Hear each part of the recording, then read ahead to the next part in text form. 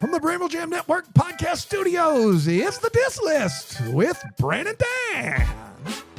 It's the Diss List with Brandon Dan. It's the Diss List with Brandon Dan. It's the Diss List with Brandon Dan. It's the Diss List with Brandon Dan. Yeah! Wow! Woo! Calm Boy. down, everybody.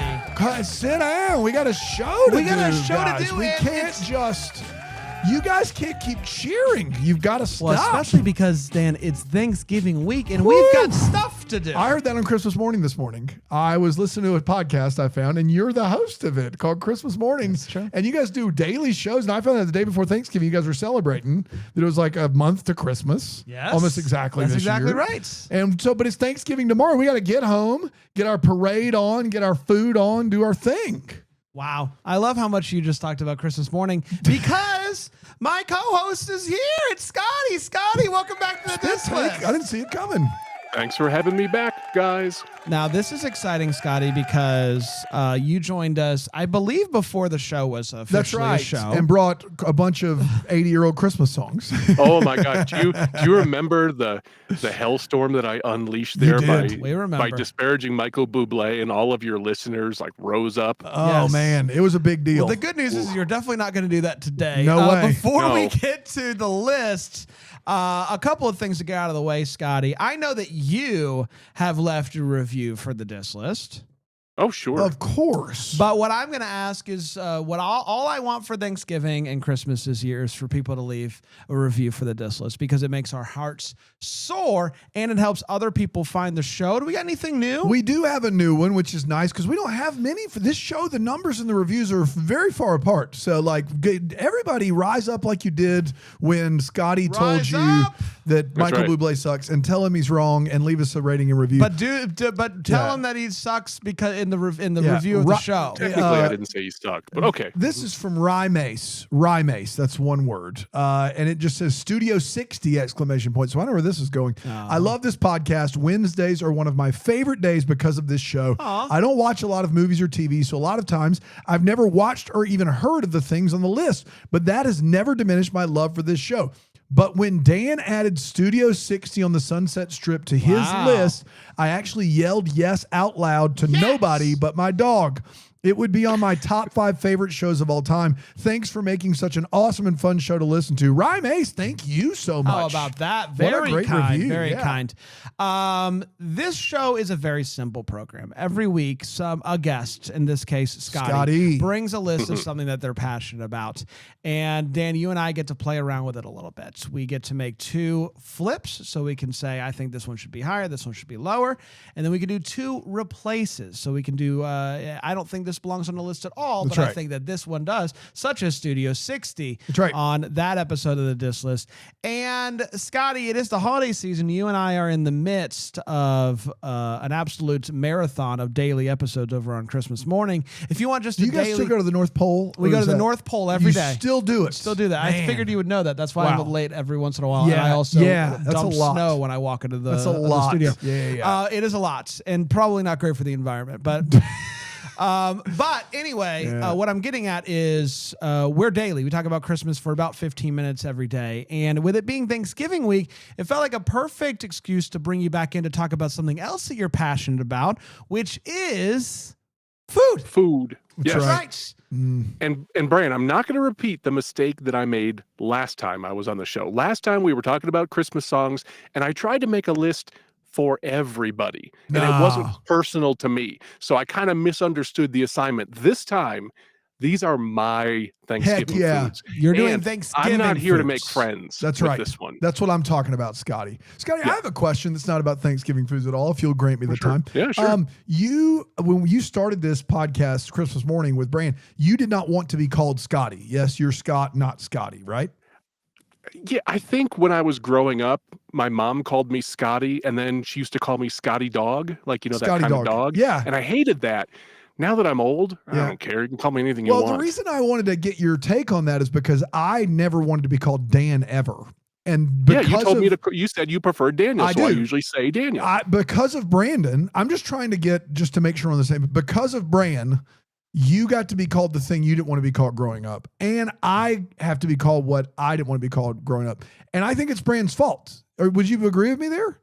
I think so. Yeah. I mean, he just wore me down, but I also I don't know what's I get into the spirit of doing the show when I step into the North Pole. I'm Scotty. That's right. Not Scott. That's a different person. See, I'm the same. I'm actually pretty optimistic and a happy-go-lucky dude, but Dan is not. Dan is like, what are we doing here, gang? Dan's Trump, right. There we have Dan it. is not. We're talking Thanksgiving food today.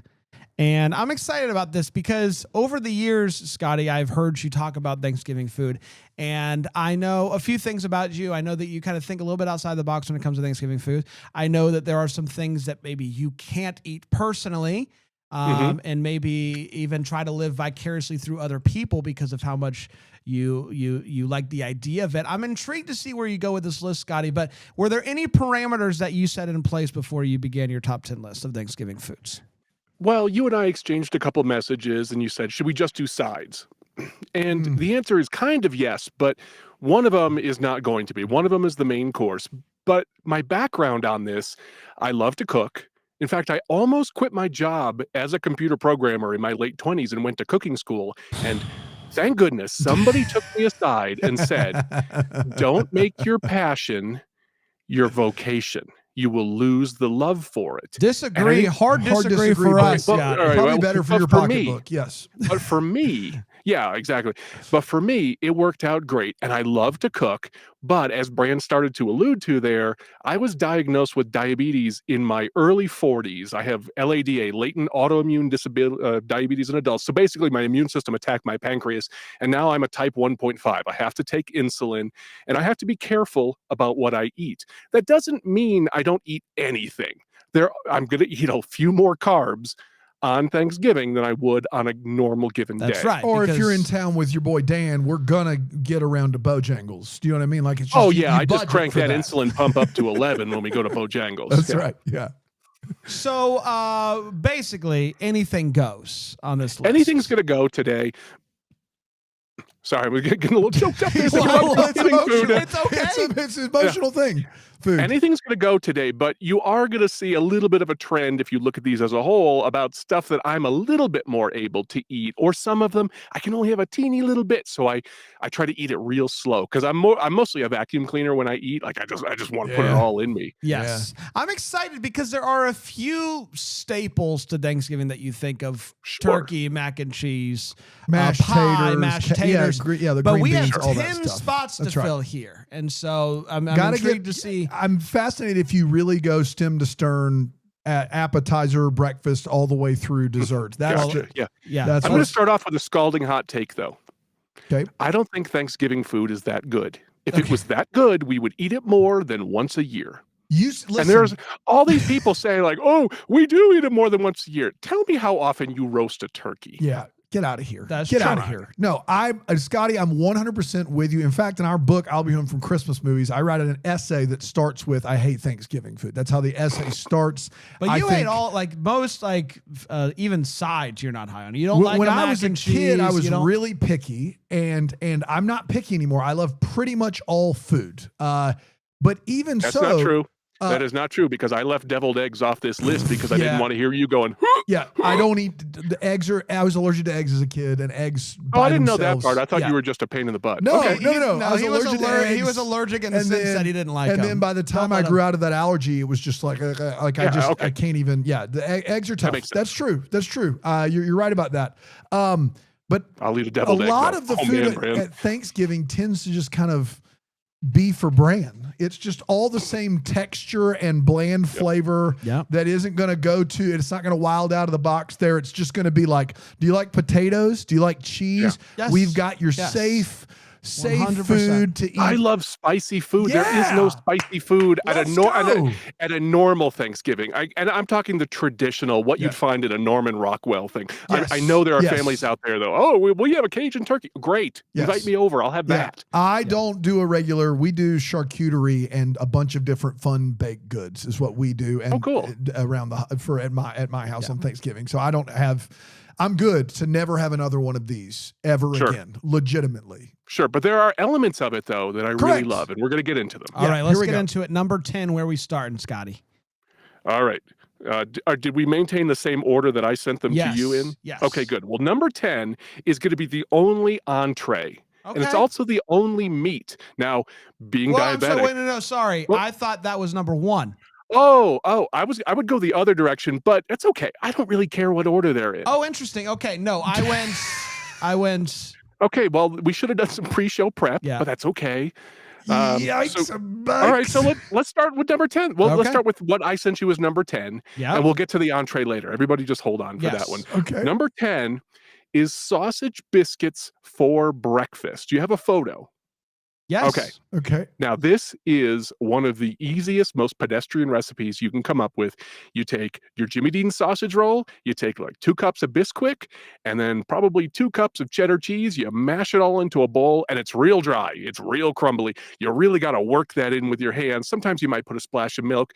Then you scoop it out, and you bake it, and you just have these little cheesy sausage biscuits. And I will eat that while I watch the parade in its entirety. And if you like a little heat, spicy sausage works great.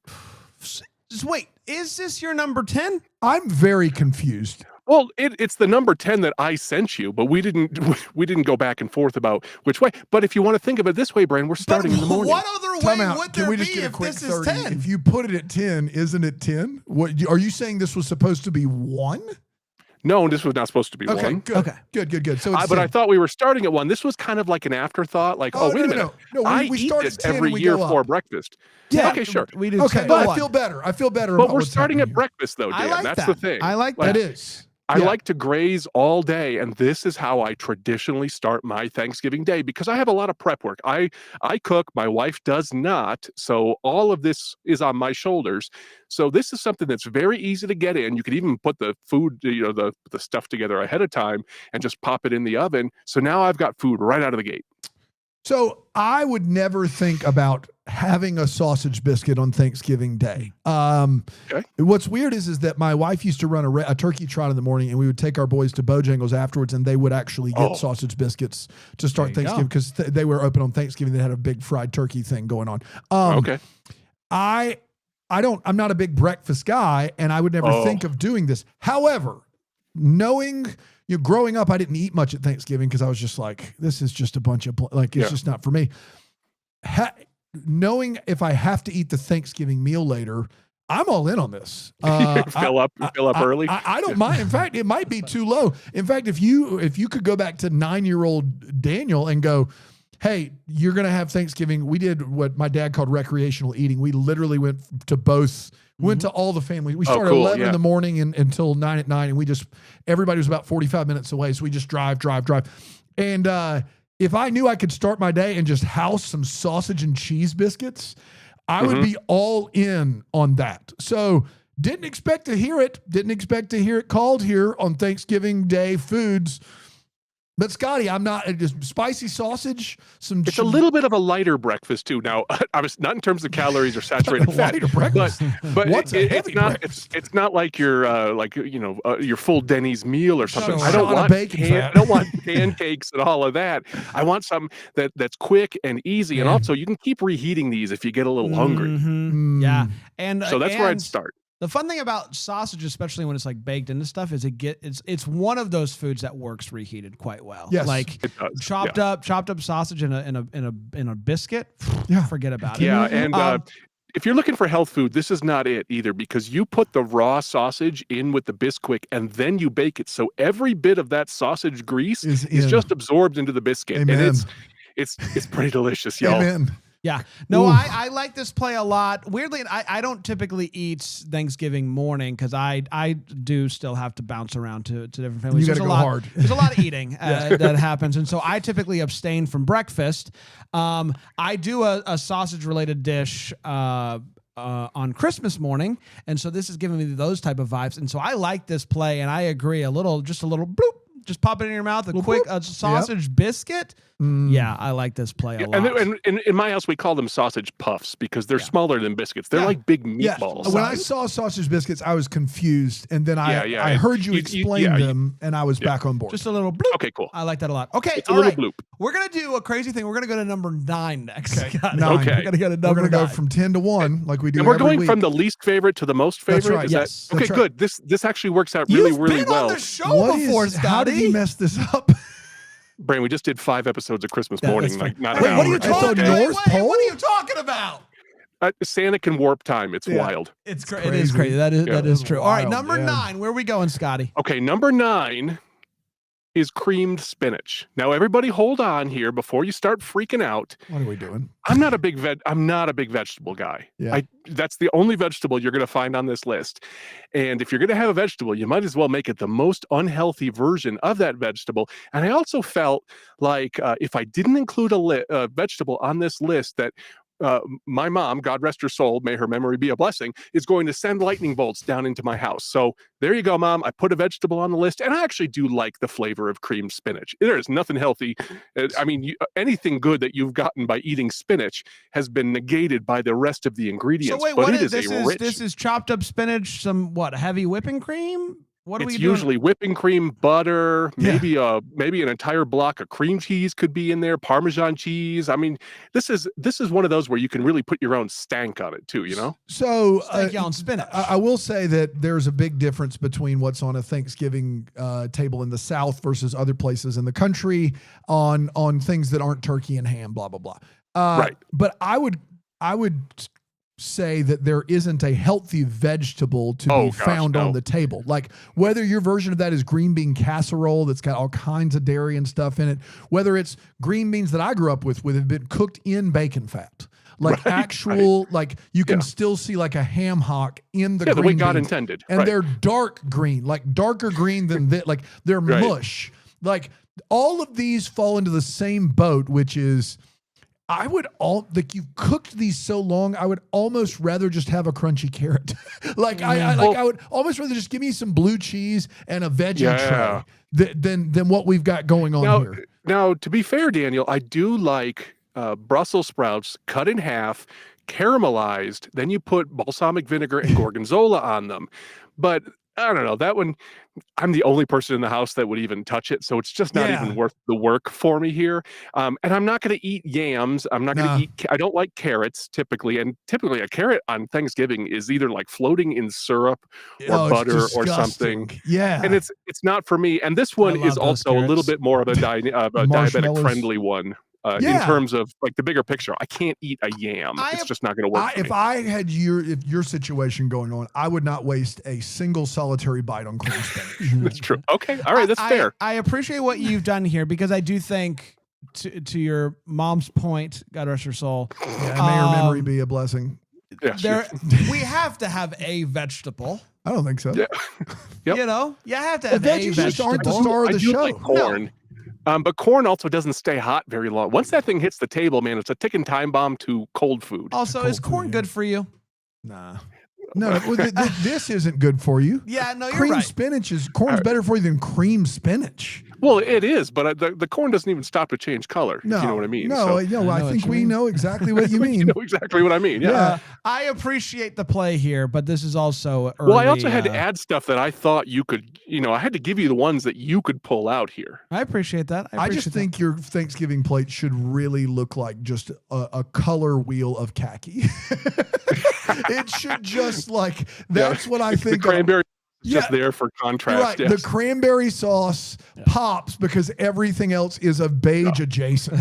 That's true. I love a beige on Thanksgiving. Golden to khaki to beige. I love a beige. Somewhere in there. Yeah. All right. Okay. Number never fear though. The next few you guys are really going to be on board with. I know you well enough. Okay. So let's hear it. We got what? Number 8 here? Number 8 is actually, because we're going the other direction, homemade cranberry sauce is next. No, listen. No. No. I actually had it backwards. You're going to be really into number 3, I promise. So just wait for that. But I hope so. Homemade, Dan, the homemade cranberry sauce is really important for a very specific reason here. Visuals. Well, actually, you're right. Two reasons. One is visual, and the other is this is a very bold flavor that is different than everything else that's gray and gravy covered and salty on the thing here. I typically make my own cranberry sauce, and it's a labor of love. You got to put some time into it because you're taking whole cranberries and you're boiling them in ginger ale. Okay, and then what do you do? And then there's like candied ginger, like this. I like mine with incredibly bold flavor. I want because like for me, I love horseradish. Yeah, heck yeah. So this is very similar. Like the amount of ginger that's in this, your mouth is going to curl up from it. You're selling me on this, Scotty. But the thing is, I make a bowl of this, and it's like 18 ounces of it, and then maybe 3 spoonfuls are used. So it's a little bit of a waste. Unfortunately, it's also, I learned this, really good over vanilla ice cream. Okay, so interesting. So I will be honest with you to say that I've never had homemade cranberry sauce. Same. Okay. Growing up, it was just the can one, right? Yeah, it was just a can. And I honestly don't even know if I've tried it because it scared me so much. So I don't know if I've ever had this. I know what I grew up looking at, and it's hard for me to jump over that hurdle, which is also shaped like a can. And but you're selling me. This is a good sell. I'm open to trying your cranberry sauce. So this is another one that you might be able to swap out here. My wife loves the can brand. She wants to see the ridges from the can. And I have to do it. I have to be very specific. I have to get it out in one piece, and then you lay it horizontally on the dish, and then you take a butter knife and you slice the chunks, and they need to be about like 3/4 of an inch thick. So who is your cranberry sauce for? Is it just for you? If your wife's eating the can. Well, yeah, my wife won't touch this. My daughter likes it. Okay. We don't typically have a lot of people over. We don't have family in Denver, so I probably won't even make this year, to be honest, because it's 3 of us. I'm not going to put that amount of work into it. But if everybody was coming and I really wanted to be proud of what I was making, I would definitely put this on the table. So you boil them in ginger ale? Yeah, I will say this. Here's what I'll say. Growing up, same experience as you, Brand. I would see my grandmother would make almost everything. Homemade biscuits, homemade mashed potatoes and gravy, homemade mac and cheese. The cranberry sauce was out of a can, and I have distinct memories of it being on like grandparents, uncles, cousins' plates. I don't have a single memory of anyone taking a bite of it. Like none, not a one. Yeah. And when I hear cranberry sauce, I'm like, this is for color and to add something that you might get a little like accidentally get some stray cranberry sauce. It's terrible. I've tried it. It's not good. But have you had fresh homemade? No. Okay. So no, that's what I was asking. Like this doesn't belong on the list because I don't believe anyone can make cranberry sauce the way Scott is selling. Like if you give me like a strong ginger cranberry flavor, like your nose will tingle a little bit. That's what I'm here for that. But just hearing it out loud, I don't want any part of it.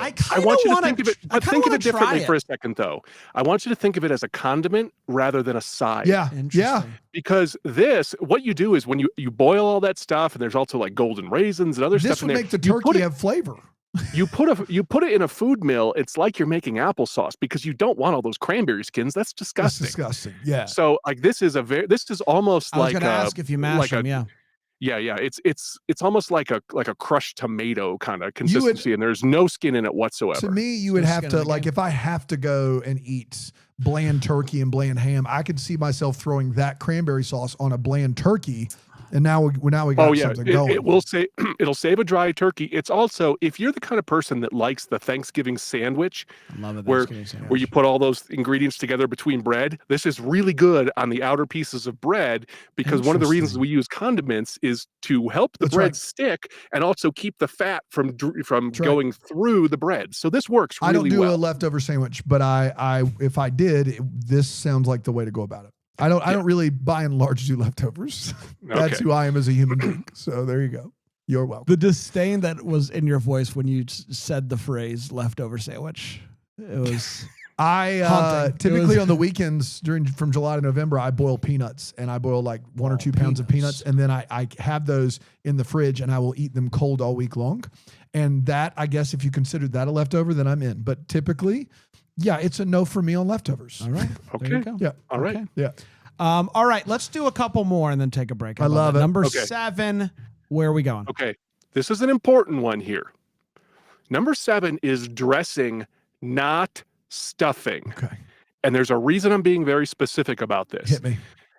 Stuffing and dressing are usually used interchangeably. Yeah. But typically, stuffing is actually stuffed into the bird, where dressing is cooked outside of it.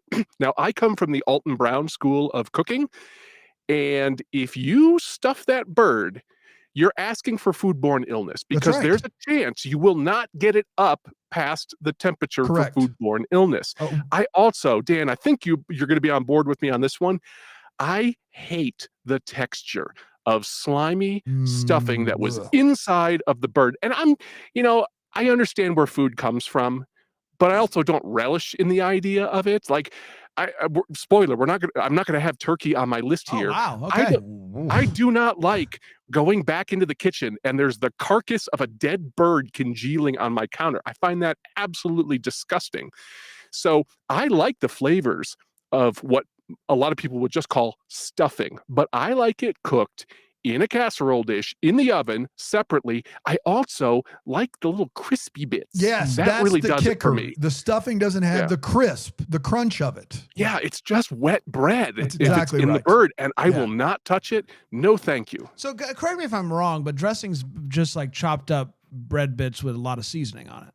That's all it is. Yeah, yes. So you don't usually get it. I don't usually get it Right because now, there's just other stuff. Like there's just it is a waste. It is a kind of a waste. It's a wasted carb. My wife will make a spatchcock chicken in a roasting pan, and in that pan outside of the chicken, we'll put giant chunks of stecca bread that will cook in that oil and cook in that garlic.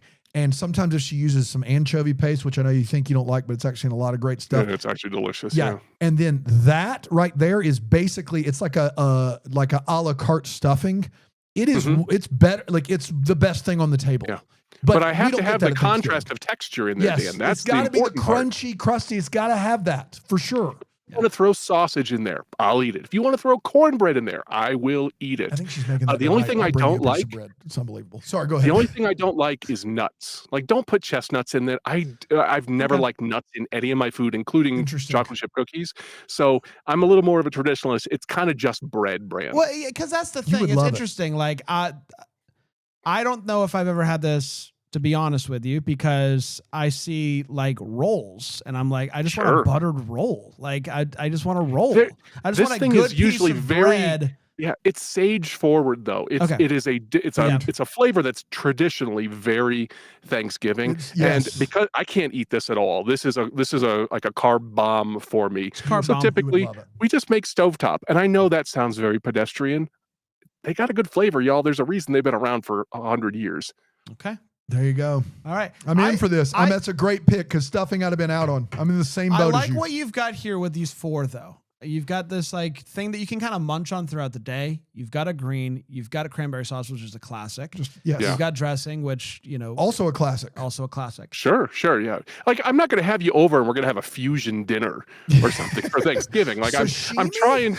Well, but it's important when you're cooking, you want to put yourself into it, but you also want to think about your guests. Yeah. And this is an important time of year for them. In fact, if I were inviting you guys over, I would ask you separately, do either of you have something that was on your Thanksgiving table when you were growing up that's very important to you? Because I would want to make sure it's on this table because this is your holiday too. That's what Thanksgiving's all about, Bram. That's exactly right. And then I would be like the most expensive Wagyu steak.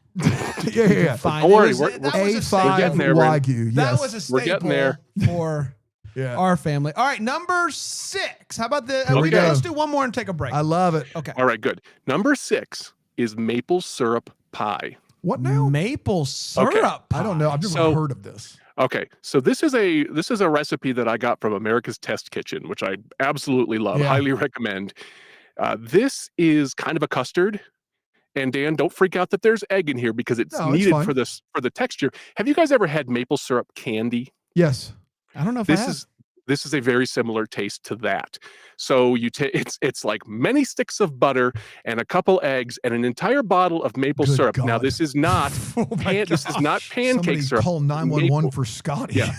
Maple syrup is not the same as breakfast syrup or pancake syrup. This maple syrup is actually from the tree. Real deal. This is an expensive pie to make. You typically buy the stuff at Costco because it's going to be cheaper there. But you put it into the pan like you're melting all of the butter, you're getting it hot, and then it's making a custard. Then you pour it into the pie crust, and you can go a little wacky on the pie crust if you want. I've made it with Biscoff cookie before. Good God. I've made it with graham cracker. We've made it, and because I do not like just plain old pie crust. To me, that's goes on quiche. It doesn't have any flavor. It's savory. I want a sweet, delicious one. So Biscoff cookies are the way to go for me. And it has, I mean, like, I have a couple people that this is what they wanted. Like, they actually said, "Can you make 2?" Wow. So I can bring home some.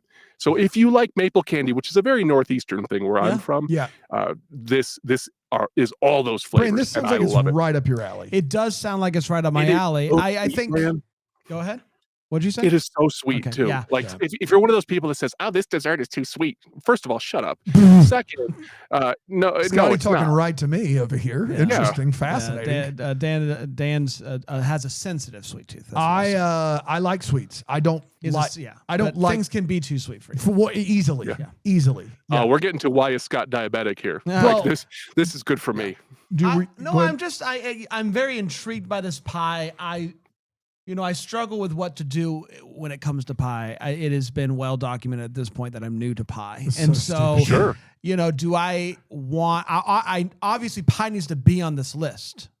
Yeah. It's Thanksgiving food. Right. You don't have to make it with a crust though either, Brand. You can just have the custard. Sure. I think what I'm getting at is like A lot of people make lousy pie I crust. can't believe I thought you would just do it. As soon as he described this, I'm like, this sounds like my buddy Brand's favorite thing in the world. It does, but it's just now I feel passionate about pie, and it's like, do I want a pie I've never had represented on this list, or do I want to switch it out for a pie I love? But what if you've gone your whole life and you don't know that this is your favorite Absolutely. pie? Absolutely. And Brand, another thing, I'll make a bourbon whipped cream for this.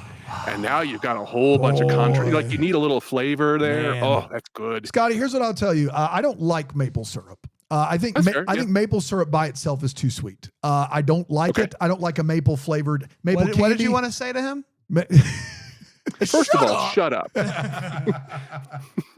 So I think I hate maple candy. The quickest way to get me to not want a donut is say it's a maple donut. Oh, I don't maple want donut. I don't want any part of even bacon can't save a maple donut. I don't like the taste of maple. It's a hard out for me. This pie, if I like maple, this sounds like a dream scenario dessert. I'm a hard out on this, but that's fine. The how you described it was excellent, but this is 100% not for me. It is for this guy though. Well, growing up in the Northeast, maple syrup is everywhere. I mean, obviously Vermont, New Hampshire. So New Hampshire. This is a childhood flavor for me. So I really love it. Scotty, next time you're in town, I would love to make this pie with you. Let's just find a kitchen and let's let Scotty make his cranberry sauce and do the whole thing. Marathon sometime, and we'll stay up all night cooking all these foods. I love the idea of having, instead of going out at Bramblefest, we just make it. Scotty makes dinner for us. That's what we need. We need one more thing. Scotty, what you're describing here is fantastic. You asked me to leave. Yeah. All right, Scotty, you've done all what right, you need. Thank you, buddy. We tip you. We'll tip you. All right, We'll tip you. Good luck, guys. Take care. All right, we're gonna take a break. We're gonna come back. We're gonna get to Scotty's top 5 Thanksgiving foods on the other side of the break here on the Dish List. I got it. You got it. I got it.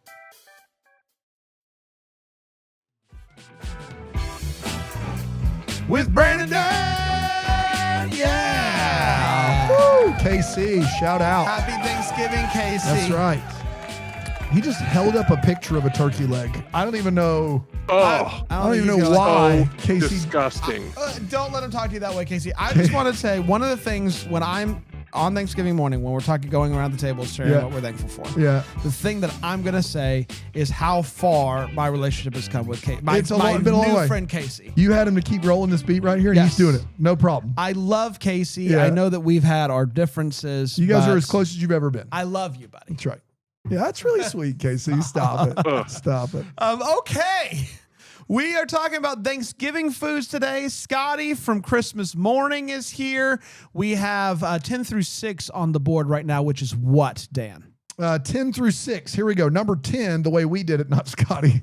Sausage biscuits. Number 9, cream spinach. Number 8, homemade cranberry sauce. Number 7, dressing, not stuffing. And number 6, maple syrup pie. That gets us to number 5. Which is okay. Now we're getting to the good stuff. Yeah, we are. This actually worked out because obviously when you make a list from 1 to 10, your favorites are going to hit the top of the list anyway. So it actually somehow worked out, even though I didn't plan this. Yeah. Everything we've talked about so far is JV. This is varsity. Okay. Moving on. Here we go. Here we go. Number 5 is hash brown casserole, sometimes also called funeral potatoes. Okay. Never heard that. So what you do, you take a big bag of frozen hash browns. Do not try to bougie this thing up and make it yourself. Just get the cheap ingredients, because you need a big bag of frozen hash browns. You need an entire pint of sour cream. You need 2 cups of cheese. You need 2 sticks of butter. Holy moly. And you need a can of some sort of cream of blank soup. The best one I ever made was cream of bacon. Cream of bacon. All right. I wasn't aware that bacon. You can cream bacon, but science has come a long way here. I mean, you can milk an oat, you can cream a bacon. Now, Bran, I think I remember from you don't like casseroles. Is that right? That is accurate. I'm not a huge casserole guy either, but you throw a fried potato in there, you've got me back on board. Okay. Yeah. So this here ticks all the boxes for me. It's crispy. It's delicious. Yeah. It's incredibly rich. I don't know if you all call them funeral potatoes in the South because they're going to cause another funeral. These. Well, I brought them recently to a friend, and he said, "Oh, I love funeral potatoes." And I'm like, "No, these are Thanksgiving potatoes. What are you talking about here?" Check out my dish list later on this year. You can also go a little crazy with this if you like spice. I've put hatch chili in here. Heck yeah, you have. Phenomenal. Let's go. But Daniel, here is one tip for this. You may not be a big casserole guy, but the morning after Thanksgiving, I always put this inside my omelet. Now, you don't like omelets, so that doesn't really work. Maybe it's better for Bran. That's interesting. Yeah. Because you've got potatoes and cheese and you've got everything. I will house this This side. feels like this is my favorite. This is my favorite side. A good breakfast burrito add-on. Oh, it'd be so good in a breakfast burrito. Some sausage and then throw this on top of it. Oh my gosh. Scotty, heck yeah, brother. I've not had this, but this is a very intriguing dish for me. This is from Paula Deen before she was canceled.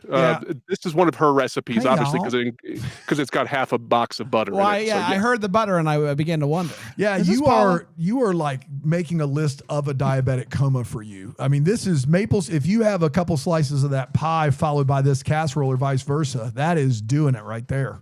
Yeah, don't worry. I am under the care of a cardiologist because of my family history, so we're okay on this one. I double up on the statins for Thanksgiving. There you go. You gotta. Don't really do that. Follow your doctor's advice. Yes, of course. Don't double up on statins.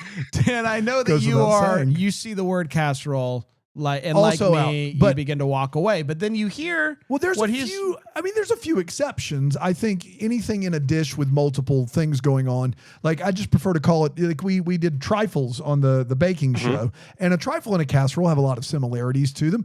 I think that, crispy potatoes being the star, and then we're bacon and like cream. Like, I'm not mad at any of those things. Like, I think do you like scalloped potatoes? I'm fine with them. They would never be my choice. Yeah, I'm not huge on it. I like this more because sometimes with scalloped potatoes, it's edge to edge and there's no texture on the inside of them. My least favorite potato is probably going to come later in this list. Maybe not. My least favorite form of potato is the mashed potato. So, that's okay. So this sounds really, really good. This is a safe space. It's totally okay. Yeah, I'm not saying that mashed potatoes are bad. I want to be very clear. Hear what I'm saying? The other thing that's great about these potatoes, this is a reheating dish here, because when you put these into a hot pan, that bottom instantly gets brown from all the fat in there. And every bite is crispy, but the inside is still soft. Let's go. That's what I'm talking about right there. All right. This Scotty. guy gets it. Scotty's bringing a lot of good ideas for this day. And listen, there's still time. You finish this as long as you. There's not time for all of these. No, for some of these sides, you can add a couple of these sides. Throw a couple of these into the mix. Yeah, it's only Wednesday. You still got a day. You got it. All right, Scotty. Number 4. Where are we heading? Okay, this is an important one, and I think you guys are on board here. We've got macaroni and cheese. Okay, but we're not talking about a box of Kraft here. Thank God. When I make this, I prefer shells because I think shells are like scoops for all the cheese. Hold that cheese. Great point. And there's a great recipe from I think it's Food Lab. They did a lot of work to figure out. I mean, they went in the lab. They went in the lab. Yeah, they went in the lab. I mean, we're wearing white lab coats and had notebooks and stuff. But here's the thing. If you were like my mom and you just took noodles and then you tried throwing a couple cheddar cheeses in there, you're asking for a bad time because cheddar cheese does not melt. It just gets oily and gross. So when I make mac and cheese, it's typically like this year, my daughter Emma said we have to do 9 cheeses in there. A lot of cheeses, Emma. This is important. This is really important. One of the cheeses needs to be a processed cheese, like American cheese. Now, I know American cheese does not taste good. It's there for the melting, and it's there to bring it all together. So you've got an American cheese. Sometimes we use cream cheese. And then I go to all the different shredded cheeses. And here's an important thing. Shred your own cheese. Because if it's a shredded cheese in the bag, then it has cornstarch on it to keep it from sticking together. It doesn't come together well. It's not meant to. It's great for tacos. That's about it. So if you can shred your own cheese, now we're talking. So Daniel, I'm thinking sharp cheddar, Monterey Jack. If you want it a little spicy, do a habanero jack or a jalapeno jack, something like, even just a pepper jack would be totally fine. I like Asiago. I like Parmesan. I like Ozzy Osbourne too. Crazy train. Rest in peace, obviously. Yes. But you can really go wild. I don't recommend Swiss cheese because it kind of has a weird flavor profile that doesn't quite work with other cheeses. But Fontina is great in here, but don't. I had a good Havarti mac and cheese before. Havarti is wonderful too. Just don't sleep on the American one. It is not there for taste. It is texture. And the Food Lab recipe, they also have you use a can of evaporated milk, not condensed milk. Condensed milk is sweet. Right. Evaporated milk has a higher amount of protein, and it helps bring everything together into this amazing, rich, creamy sauce. And the last thing I'll say about mac and cheese is this should be one of the last things that you make. And you should be making it as your entrees are coasting out of the oven, because if you make this at 12 o'clock and you're not eating till 5, it's going to be dry. And it is very difficult, if not almost impossible, to save a dry mac and cheese. Now, dry mac and cheese can be really good if you want to cut it into squares and then batter it and deep fry it. That's delicious. That's not what we're talking about here. When I set the mac and cheese on the plate, I want it to have a little give and a little run to it because I want that cheese sauce. Does that make sense? Yes, it 100% does. Brand, wax poetic about mac and cheese. I love mac and cheese. I think it's one of my favorite things in the world. So I'm happy to see it's on this list. It is one of, to your point, there's not a lot of these I'll eat all year, but I will eat a mac and cheese once a week. So I love a mac and cheese, and there is something just truly magnificent about making your own mac and cheese and just playing around with the cheese. Yeah. Brand, do you like it with the breadcrumbs on top and they get all brown? Yep. That's I can get down with like that. You can even do potato chips, but I find that could be I like breadcrumbs. A panko breadcrumb on top has the added benefit of it absorbs some of the standing oil that's on the top, and then it browns and it makes the whole thing a little more pleasant dish. Yeah. And it's got to have a little bit of a crust on top. Thank you. Okay. Color is flavor. Yeah, I let you go a long time thinking that we'd missed the only reason to do mac and cheese. I got to be honest, guys, mac and cheese for me, I'd be fine if I never had another one. And here's why, is because most mac and cheese isn't what Scotty's talking about. Most mac and cheese is a one-note product. It just tastes like whatever cheese you made it in. And depending on how you made it, says a lot about if it's going to be even worth eating. If you made your mac and cheese in a crock pot, I'm probably out. No.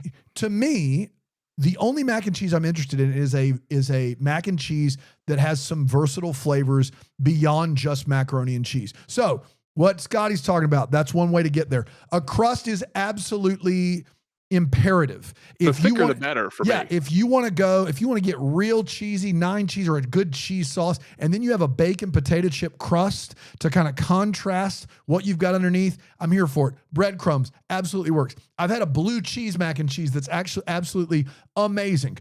Mac and cheese on its own, I don't ever want again. It is a one-note product that I would just rather get all of my carbs and fat somewhere else with more flavor. Yep. But it is an absolute staple of Thanksgiving. And if Scotty's making it, I am if I get a habanero jack American cheese sauce on my shells, I'm hard pressed to call that mac and cheese. All I know is growing up, my grandma made mac and cheese, and you could not see the mac and cheese because there was a hardened dark brown crust on the top, and everyone fought over that crust as part of dipping their mac and cheese. Yeah. And it was gone by the end. The mac and cheese was gone by the end of the night. This is a safe space, right, Dan? Yeah. Okay, I'll admit to you that I have actually pulled the mac and cheese out, pulled the entire cheese skin off, eaten that myself, put a new layer of cheese on it, put it back in the oven. You get it. Because that's a safe because space. I'm not when you're hosting a dinner, you don't get the luxury of getting all the things that you necessarily want. Yes. The other thing is if you want to go a little easy, it's not a little easier, not really, but if you know how to make any of the mother sauces, bechamel is the way to go on a mac and cheese. It's a roux with cheese. It's a cheese sauce. It's a French cheese sauce. Yeah. And I want that richness. If you serve me a mac and cheese and that stuff you could drink with a straw, like it's all runny, forget it. I don't want anything to do with it. The Instant Pot is great at many things. Mac and cheese is not one of them. I don't want your crock pot mac and cheese, your no crust, same color mac and cheese. Need not apply. I will disagree with both of you. I'll have any mac and cheese anytime of any substance, but this has to be on this list. For me, attack it onto this is not a feature of Thanksgiving that makes it better. You can have the mac and cheese that tastes like Kraft in the box. People eat that every day of their lives. Nuclear orange. And I'm thankful for it. Yeah. No thanks. It's Thanksgiving. I'm eating all the foods I'm thankful for. Yeah. Okay. All right. Well, all right. The next one I know you are on board for, Daniel. Here we go. Homemade biscuits. Oh my God. Too low. Now. Too low. If I was really, really pressed for time, I might go to the frozen section and find the pills. Listen, hold on. No. Daniel, I am trying to make a list for people who might be time challenged. Okay. Some people have a hard time balancing all these things in the kitchen and many plates spinning. Pillsbury makes a Grands, that's their their brand name, frozen biscuit that's Southern style. That's actually pretty good. That would be like the lowest. That's a good biscuit. No, it isn't. But I make my biscuit. It isn't. I make my biscuits from scratch. Yeah, you do. I do not want the can that goes pop. Those have the weirdest flavor to me. I hate them. Hungry Jack biscuits? Nope. So I make mine a traditional Southern recipe. You put the butter in the freezer to get it solid. Then you grate the butter and then you toss it in the flour and then you put that in the fridge overnight because you need the butter coating all over the smallest little morsels of butter that you can have. That's how you get a flaky biscuit. And then you put the other stuff in the and it has to be buttermilk for me too, because you need that tang. And it has to have just the right amount of salt. If you don't put salt in, well, I mean, salt is flavor too, but I don't want a biscuit that I have to put so much butter on just to get the salt in, because then the whole thing just kind of turns into like a sponge almost. Like I want the dry-ish texture, and I do put a little butter on top of my biscuit. I couldn't be more of a biscuit snob if I tried. You're a biscuit. I am born and raised whole life in the South. The biscuit is the most important part of any formal Southern meal. Do not bring your rolls in. Don't do it. I don't want to see dark brown and shiny. Get out of here. I'm not at Orion's. Stop it. It is, or you can be branded and you just want the whole box of I will King's buy Hawaiian. you your King's Hawaiian, and that is fine. That is not what we're serving at Thanksgiving dinner. And I will say this. I was spoiled. My mom every Saturday morning made homemade biscuits. Every Saturday morning. My grandmother, she would make 2 pans of biscuits, and I would fight with my uncles, Patrick and James, shout out. for the middle biscuit in that pan. The middle biscuit with interesting. no edges. I'm an edge guy. Yeah, so brownies, lasagna, biscuits. The perfect biscuit had no edges that were any firmer than the rest of it. Perfect butter, perfect salt, perfect give. There is nothing like a great biscuit. I can't. And whipped butter is the way to go. As someone who eats more meat than bread every day, every meal, a great bit. The problem is a bad biscuit I want no part of. That's why, here's the thing, is if your biscuit isn't great, give me the roll. Give me the roll. Give me the King's Hawaiian. Give me the sure thing. Give me the sure 6.5, 7 out of 10 if your biscuit isn't great. But a great homemade biscuit is absolutely the best thing on the Thanksgiving table if you're in the South and it's been done right. I can't explain it has to be light. I don't want a dense biscuit. Everything about it has to work like the symphony. It is like so perfect. When the salt and the butter and the give and the fluffiness, light, airy, oh my God. But I got to be honest. I firmly believe 95% of Thanksgiving tables have bad biscuits or no biscuits, and that's unfortunate. I can make a good biscuit with you, Daniel. And here's the other thing. If you're not confident in your biscuit making ability, go to Bojangles. Get a whole bunch of them. That would be totally fine too, because they know how to nail a biscuit. Yeah, when a Bojangles biscuit is right and you can see it glistening, it is like heaven on earth. There's almost a crust to it. Like it's not really a crust, but it still gives, and it's still soft. Through. Yeah. Oh my God. I gotta go. I'm hungry now. It's an emotional experience. When Bojangles hits, there's nothing like a great biscuit. It is way more complex than a mac and cheese. A great biscuit is it, man. I'm just telling you. And also, you can put the other foods on a biscuit. I will eat almost anything on a good biscuit. Let's go. That's true. Absolutely. Okay. I like bread. I'm good. I'm good.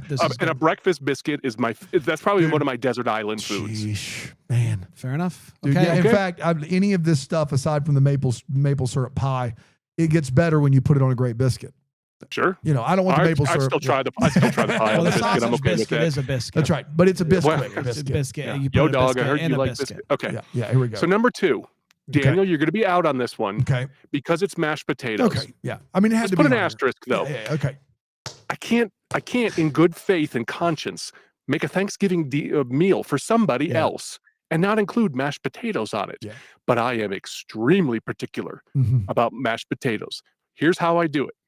They have to be steamed, not boiled, because I don't like them to get waterlogged. This is something the Instant Pot does very well. I have a steaming basket in there. You steam it for 25 minutes. It's also a little hard. You can overcook a potato in water and turn it into mush. It's a little harder with steam.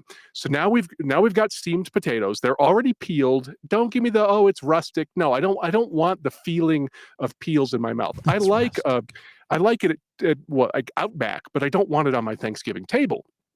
And I will not eat a mashed potato that you take your beaters and you put them in, because beaters overwork mashed potatoes and it turns them into glue. It is disgusting. For me, I have to use a ricer, which is kind of like you're pushing it through holes. And that it ends up, it almost looks like you're doing a Play-Doh experiment, Bran. And you have these really nice, light little strands of biscuits. It also forces them through those holes, because there's nothing worse to me than a mashed potato with undercooked potatoes and you have those hard bits in there. That's freaking disgusting. I've even thrown out an entire batch of potatoes and redone it because like 1 or 2 potatoes made its way in that were underdone. Here's a couple other little tips is I use whole milk and I use butter and I use salt, obviously. But I heat those 3 things separately in a Pyrex in the microwave, because you don't want to pour cold milk into hot potatoes. I don't know the exact science behind it, but it messes up the texture. I mean, so you want to put Lab could probably tell us. Also, but probably could. Scotty's using every dish in his kitchen. I don't like when he makes Thanksgiving. I use like a meat serving fork. Like I want a big honking fork to stir it with. And also by mixing the salt in with the milk, you're not going to end up with those weird salt bomb little spots in there. Like, found a salt bit. Thanks a lot, Mom. So for me, that's how I do it. And I have one more little trick that I do, Daniel, that Bran is going to be out on. I usually make, if I'm having company, 3 different mashed potatoes. Holy moly. I make your traditional. Got it. I make a sour cream and onion, which Bran hates. Yep. You can buy sour cream and onion seasoning, and do that. Throw some chives in there, and because then you got a little texture too. And then the third one is a cheddar cheese and bacon mashed potato. I'm not upset about that. And I have a crock pot or a chafing dish thing that's 3 separate ones. I put them all there. Then everybody gets it. And honestly, I'd rather have the flavored ones than the plain ones. But I understand that plain mashed potatoes is also a flavor that people not. That is Thanksgiving. It's a gravy boat. Is all it is. Like listen, mashed potatoes are just a textureless, flavorless gravy boat most of the time. Like, let's be honest about what they are. They're here. The way to inject salt and cream into my body. You're not going to offend anybody by having just mushed gravy, and that's what it normally is. I am usually a hard out on mashed potatoes and gravy unless the gravy's great. Because if the gravy's great, I'm dipping my biscuit in that gravy.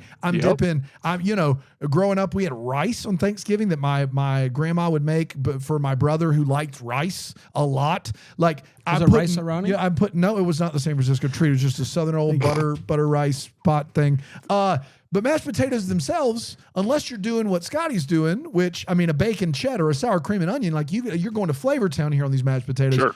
Mashed potatoes as it stands currently, just there so that you can get the gravy into your body. There is another reason I make so many mashed potatoes, and the theme here, Daniel, is that breakfast is my favorite meal of the day. I'll eat breakfast for dinner all day. I take the leftover potato, it has to be cold, and you put it in a mixing bowl. You add flour and egg to it. You mix all that together, and then you put them onto a hot buttered pan. So you end up with these crispy mashed potato pancakes. Some cultures might call it a roasty, and that's one of my favorite things to eat. The idea of a crispy mashed potato pancake sounds amazing. It sounds. Now we are dealing with textures and flavors and stuff that I'm here for. Yeah, because you end up with like the 1/8 inch kind of crust on the bottom that's real thick. Yeah. From the butter, but the inside is still all fluffy, and I love it. That's one of my favorites. Brand, go ahead, wax poetic about mashed potatoes. Mashed potatoes are one of my favorite foods. Absolutely, straight up. Yeah. And so I'm thrilled to see. But you're a purist. I've begun to venture out, but yeah, I mean, I don't even need gravy on it. I just like mashed potatoes, salt, pepper, butter, and I'm down to clown. And so. This is why I avoid talking about food with Dan, because I end up just being like, oh, I suck because I like mashed potatoes. I'm sorry. It's one of my favorite foods in the entire world, and you know what? I don't feel bad about it. Good. You shouldn't love what you love. I love a mashed potato. Bran, I'll even take it down a notch to make you look better here. I even like instant mashed potatoes. Now, I don't like them the same way that I like a beautiful homemade mashed potato. I'm still fine with it. Are you down for some instant mash? Yeah. Oh my God. Well, I wouldn't choose instant over homemade, Daniel, but I would choose instant over no. Potatoes for my boys on a regular basis when I want to get them like a side really quickly. And if there's any left over, I'll knock it out. Like when we talk about music, Brand, your takes on music are so much more refined and like specific. Yeah. So much more. And I don't think that my palate is worse. I just don't think it's as refined. I don't think I just don't music. I just hear it. I'm like, yeah, I like it or I don't like it. And you would never stop there. You can go all day about it. And so that isn't like, you like what you like. Oh, thanks, Dan. That's really like sweet. what you like. That's really sweet of you. I like very basic music, and I'm proud of it.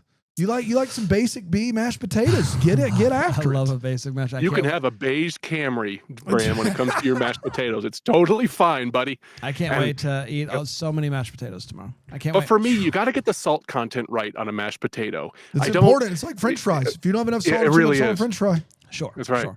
Okay, we're heading to number 1. A really quick reminder for people that are listening along at home. Here's what we got so far. 10, a little breakfast sausage biscuit.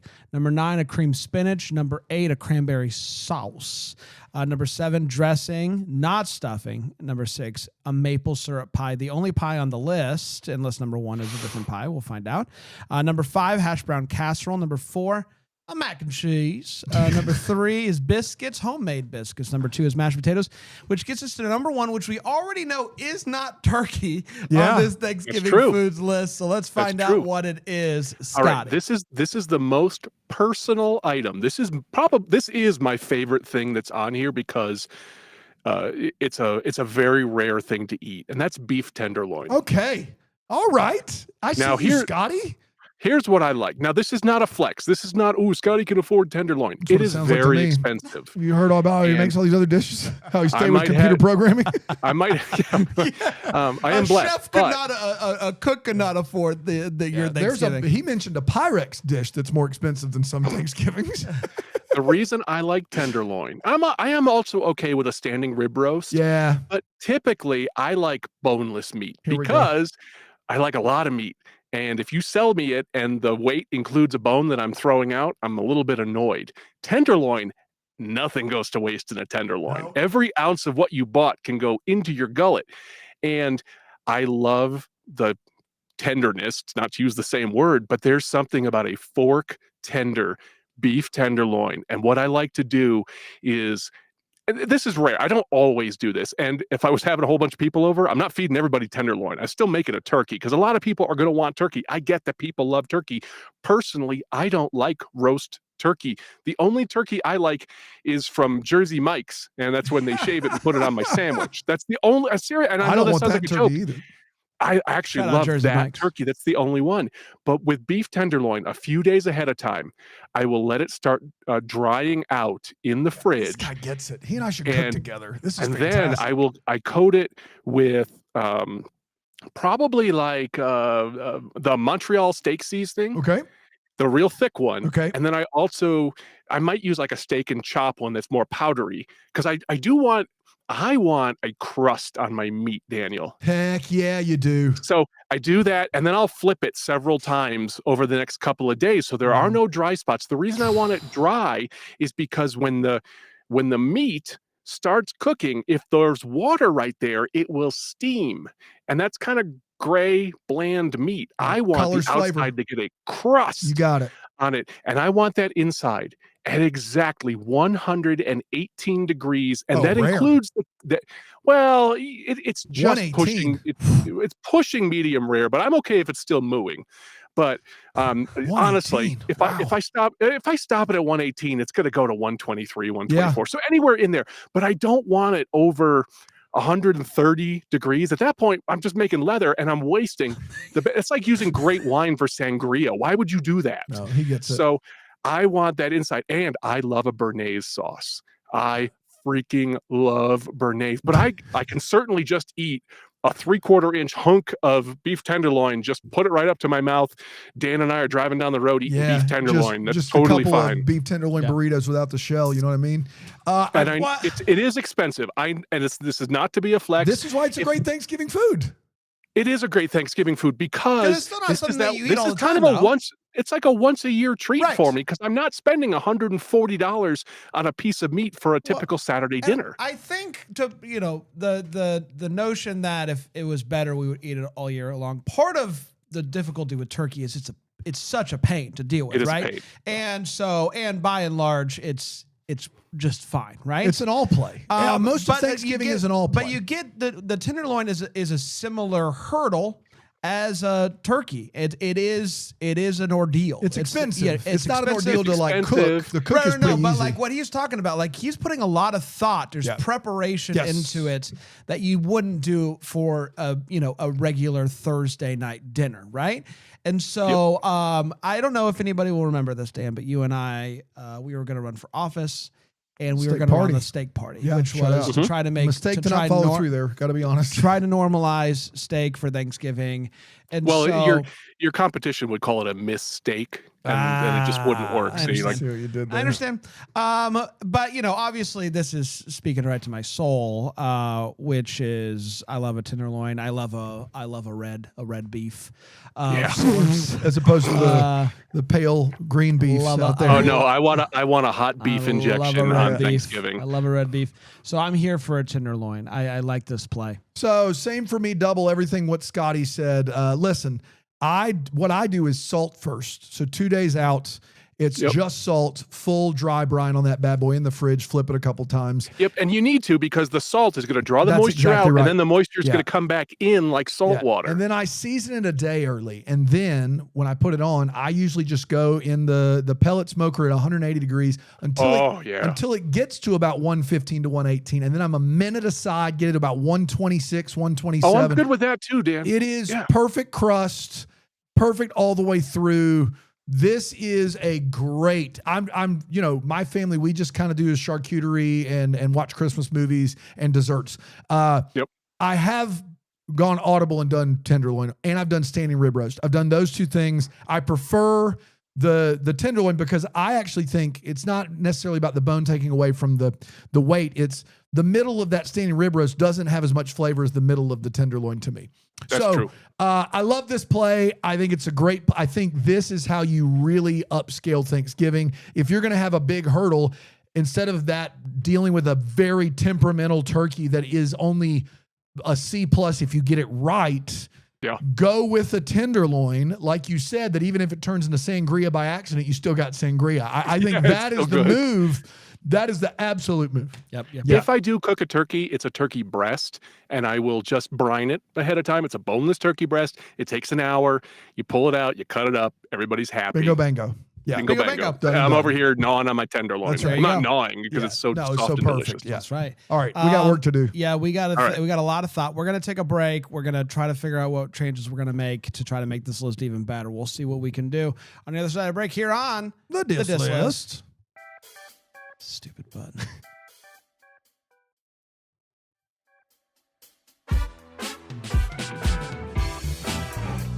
With Brandon Dan. Yeah. Hi, everybody. Welcome back. It is Thanksgiving Eve. Yeah. It is Wednesday. Everybody is in full Thanksgiving mode. Kids are out of school. And you might be thinking, what I want to add a little pizzazz to my Thanksgiving. Well, Scotty's giving you some options. Scotty gave us a lot of pizzazz here with this list. Number 10, breakfast sausage biscuits. Number 9, cream spinach. Number 8, cranberry sauce. Number 7, dressing. Number 6, maple syrup pie. Number 5, hash brown casserole. Number 4, mac and cheese. Number 3, biscuits. Number 2, mashed taters. Number 1, skip your turkey, go beef tenderloin. Go beef tenderloin. I love it. Scotty, I would gladly eat this meal. You ever eat a beef tenderloin on a biscuit? I haven't, but I'm sure give it a go. If I could only grab a couple because the building was on fire, I'd grab the hash brown casserole and the beef tenderloin. And I'm out the door. Biscuits and beef tenderloin for me, no question. Okay, well, you got hands, don't you? That's got right. hands. Dan, you've liked this list overall. I think Scotty and I should have a Thanksgiving together sometime. Has this Totally inspired you at all? Yes. I want to go home and cook right now. Okay. I love cooking. I love baking.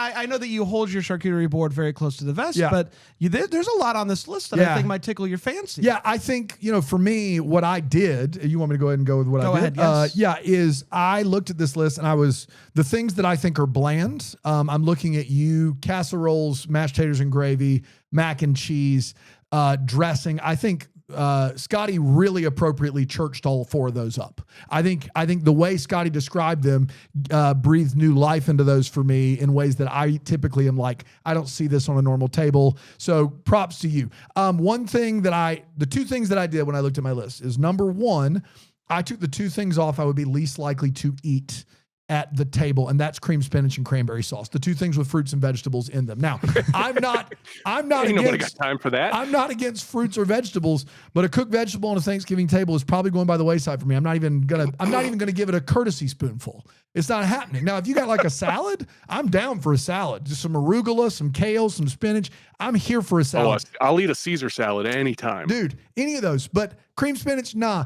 Cranberry sauce, I want to try what you described, but if I'm thinking of cranberry sauce as a whole, I'm out on those 2 things. So I took those 2 things off. The other thing that I did the 2 things I added were both because of experiences as a kid with my family. So Thanksgiving was one of my least favorite days from an eating standpoint because I knew what we were getting. And there were a couple of times where what we got was different and it stuck with me to the point that I've still tried to replicate these things as an adult. And so those are the 2 things I added to this list. The first thing I added to this list is Cajun fried turkey. Now, I'm not a turkey guy, but every year we go to my dad's parents, my dad's mom, and my grandma would make turkey. It was dry. I didn't like it. End of discussion. She made a bunch of stuff I loved, including these flat fried corn fritters that were amazing. She did not make the turkey was turkey. It was not good. Sure. And one year, my Uncle Jeff, shout out Uncle Jeff if you're listening, he took the reins on the turkey, and when we got there, had his deep fryer out and deep fried a Cajun fried turkey. And as a child, I was like, what have we been doing our whole life? Cooking turkey in the oven. Could have had this. The skin was crispy. The bird was juicy. It was spicy. I went back for seconds and thirds. Wow. Cajun fried, and Bojangles will still make you one. Like if you're going to have turkey, call Bojangles and have them make you a Cajun fried turkey. Might be a little late now. Might be a little late now. Don't know. Might be. At this point, to find out. Probably is. High recommend. That is the only way that I would recommend eating turkey. Or I do get a Boar's Head deli Cajun turkey, and I'll put that on a sandwich. That's it. Sure. But for me, the other thing, as I pivot to my second thing I'm adding, is the thing about my mom's mom, my grandma, is she was very worried that someone wasn't going to like anything. And so my grandma would routinely make 2 meats and 3 desserts every Thanksgiving. So she did not go, here's your dessert, wham. She would make 3 desserts, and she would make 2 meats. She would make turkey and ham. I love, if I could have a beef tenderloin and a Cajun fried turkey, we're talking best Thanksgiving ever. Day. So when you come to my house next year, both of you guys bring in your families. We're going to have a mountain Christmas up in Denver. It'll snow. Man, whoa. Stop selling. And here's the thing is, so what I did was I added another dessert because I wanted to have 2 desserts. I didn't take the maple pie off, but I wanted a second dessert. And that dessert to me is pumpkin pie. I just for the baking episode, made a chocolate pumpkin pie that I have been having dreams about making again since I made it. It's maybe the best thing I've ever baked in my life. I'm going to make it again this Thanksgiving. But pumpkin pie for me is an app, like growing up, my grandma would make me a chocolate pudding pie, and she knew that I love a silk pie. Yeah. Yes. She knew I didn't eat much for Thanksgiving, and I would eat half that pie. It was literally just for me. She made homemade banana pudding, homemade prune cake or spice cake for those of you who get off put by prune cake.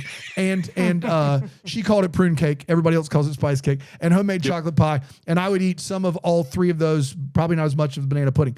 So I'm adding pumpkin pie because for me as a grown-up, pumpkin pie is the ultimate Thanksgiving food. I honestly, firmly believe Thanksgiving does have to include some sort of pumpkin pie with an extra helping of homemade whipped cream on top. If you do that, Look at that. For me, I'm going to make a chocolate pumpkin pie. Sure. Half chocolate, half pumpkin. And I'm going to make a homemade whipped cream, put it right on top of that bad boy, and it's going to be my dessert, and I'm already excited about it tomorrow. Looking forward to that. So I took out cream spinach and cranberry sauce. I added a Cajun fried turkey and homemade pumpkin pie. And here's what I did. I moved maple syrup pie down to 10. And the reason I did that is I was very inspired by starting my day with some sausage poppers, right? Some sausage biscuit minis to start the day. And I moved that all the way up to 6. I think that's a genius idea, especially if you got kids who are picky, to start the day on a high note. I mean, it's hard to, that was, and you can also just make them cheese. You can leave the sausage out if you have somebody. Yeah. Yeah. And what's great about this is it's halfway. It's like right there, regardless of if you're doing Scotty's original list or his now list. I think it still lands somewhere in the middle of either list. I would agree. Yes. Yeah. I still see Thanksgiving when I look at this list. And Dan, I don't typically like the flavors of pumpkin and chocolate together, but I am curious to taste yours. Man, it's I might suggest trying pumpkin pie with a chocolate cookie crust and a bourbon whipped cream. Now I'm really listening. Yeah, I could get making the chocolate cookie crust, I'd probably just buy it at that point. But I would too. I don't think you're not gonna make it that much better than you could just buy I'm in for that. One of my favorite things in the world is chocolate pumpkin together. Chocolate chip pumpkin muffins, chocolate chip pumpkin cookie, any of that's fine. So have you said your other flip? I haven't yet. Okay. Maple syrup pie at 10, pumpkin pie at 9, replacing cream spinach. Cajun fried turkey at 8, replacing homemade cranberry sauce. Dressing at 7. Sausage biscuits flipped up to 6. Hash brown casserole at 5. Mac and cheese at 4. And then my next switch, and this is very important for me personally. If I lose, that's totally fine. The biscuit had to be as close to number 1 as possible. A homemade biscuit on Thanksgiving Day is just right. And if my meal starts with beef tenderloin at 1 and homemade biscuits at 2, I'm happy. So I went mashed taters at 3, biscuits 2, beef tenderloin 1. I think I left all the staples on there, and I churched up the things that I liked, and then I added turkey, but the way that I like it. And I think that makes a perfect Thanksgiving for me. Thoughts on I this want to list? taste that Cajun. I want to taste the Cajun turkey because I just don't like the flavor of turkey. I've had a jerk turkey that was surprisingly good. Like, I love spice. Habanero is my favorite spice flavor. Yeah, absolutely. Well, Dan, we I don't know what he's gonna do because we have similar lists here. You did the same thing? Very similar. Okay. All right. This is why we don't talk about this ahead of time. Here's what I also got rid of the cream spinach, and I don't think you're surprised by this. No. I did leave on cranberry sauce, though. You sold me on this cranberry sauce, and if I'm going to try to make one of these things on this list tomorrow, the cranberry sauce is that thing. I kind of like the idea of this. It's very intriguing to me, and I like the challenge. Just free your mind that it doesn't have to be a big gelatinous blob. Yeah. That's all. Yeah. So I am getting took rid of it the off cream thinking spinach. I couldn't get Scotty's, but I get your play too. Yeah. I am okay. Here's what I'm going to do. I'm bringing in a fried turkey. Okay. So a couple of things, like if I'm thinking about top 10 Thanksgiving foods, so you're from the South, huh? Yeah. It's hard for me to see a list where turkey's at least not represented in its best form, which is fried. Turkeys are our brothers. And so I have that replacing. I like a fried turkey, Bran.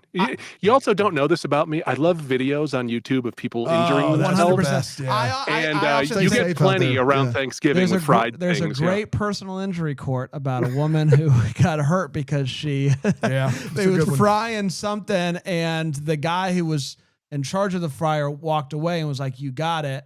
And she's like, "I got it." And then she was like, "It's starting to float back up to the top." And he was like, "Put a can on it or something like that." Oh, no. The can's going to explode. So what he meant was an empty can on top of the lid to keep the lid closed. She heard put a can on it and put a full beer can into Whammo. the fryer. Whammo.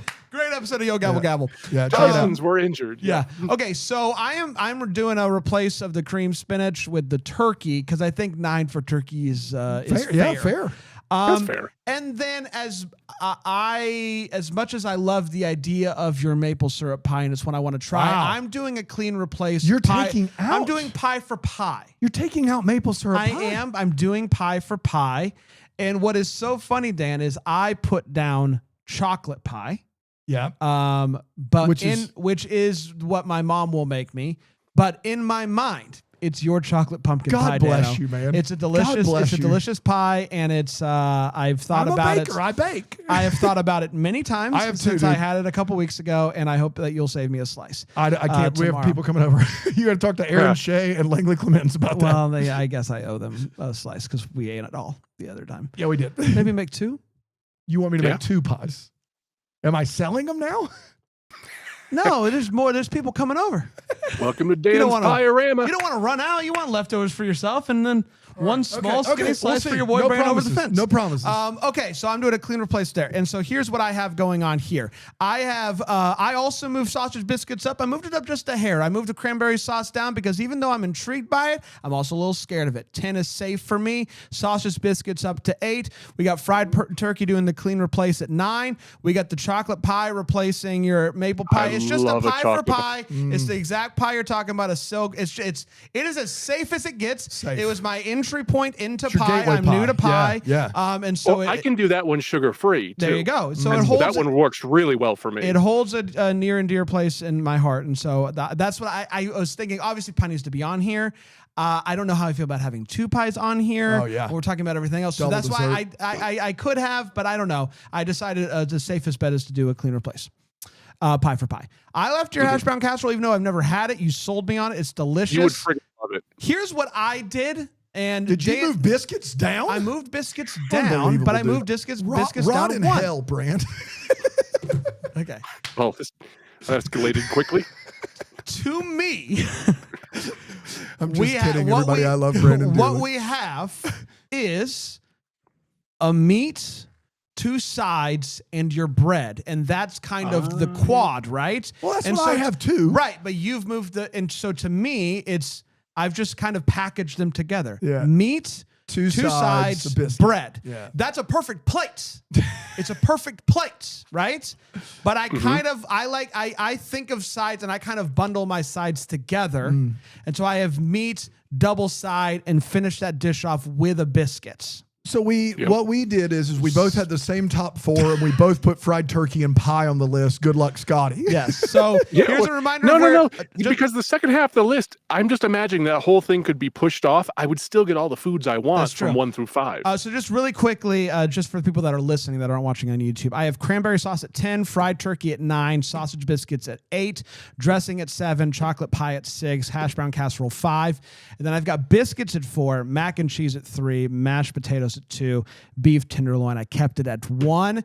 That's my list. You've got your work cut out for you. You got to pick one of these lists. Here's a reminder of what Dan's is. Very similar. He's got back-to-back pies down there. Double dessert. He loves your sausage biscuits. He moved up standard biscuits. Okay. But the items that are in 1 through 5 are the same for all 3 of them. That's right. For all 3 of us. That's right. Yes. I had biscuits at 2. Bran moved them down to 4. If you could, Dan, if you could have, so obviously you could have. So I'm not going to ask. I was going to say if you could have had biscuits at 1, would you have? But you could have. I think at the end of the day, I respect the bold move of the beef tenderloin. And biscuit is the most important thing on the table most every time I see a Thanksgiving table. But if beef tenderloin's on that table, it's the most important thing if it's cooked right. So, yeah. So it's similar thought process, but to me, mashed taters is 2. It's the sides are the second most important. Your bread is the third most important. No, I think the biscuit is Even though I love a bread, I love a biscuit. And I think 2 things happened here. One is I operated under I don't get Scotty's food here. Like this is not food that I'm making. I'm never making mashed potatoes. I'm never making mac and cheese. I'm never making dressing or cranberry sauce. I'm not going to Scotty's house. If I'm going to Scotty's house, weirdly enough, I take off the maple syrup pie if I go to Scotty's house because I know I'm not going to like that regardless. And then I probably take off. Where's his? All right, there it is. Of his list, take off the dressing because that is something I think I've had close to what you described. I got plenty of bread. Yeah. I'm not going to do dressing that much different. Yeah, so for me, if I'm going to Scotty's house, my list is different. I was doing generic. If I'm going into a Thanksgiving household, I got the bit. If you have served me homemade, going in blind. If you served me homemade biscuits, that is what I'm most excited about. Okay. For sure. Right. Yep. Yeah. All right, Scotty, you got to make a decision here. Yeah, this is tough for me. So I'm going to do this in the guise of a non-diabetic. Okay. And I'm going to go. Oh, it's tough. It's so tough. I'm going to go with brands. Okay. The reason I'm going with brands is I think we maintained some of the traditional Thanksgiving foods. Like, yeah, I'm going to have a teaspoon of that cranberry, but I do want to taste the cranberry. Yeah. The dressing, that's the least important thing on this whole list, right? Like the first one to go. Yeah. Here's the thing, you guys, like if Brand scored a 49, you scored a 48, Dan. Like it's the same thing here. I like this fried turkey idea. I would absolutely go for that one. Have you had fried turkey before? I wouldn't say that I've had a good fried turkey. And if my brother-in-law is listening, sorry, dude, it just hasn't really been my thing. You've got there's a lot of steps, but it's like cooking that beef. Yeah. You've got to really make that. I'd rather have ribs. For anybody listening, the key is to put a full can of beer in it. Right, right on top while it's piping hot. I think it was the chocolate pie that sold me, Brand, because I'm not a big fan of pumpkin pie. Fair. You can do it.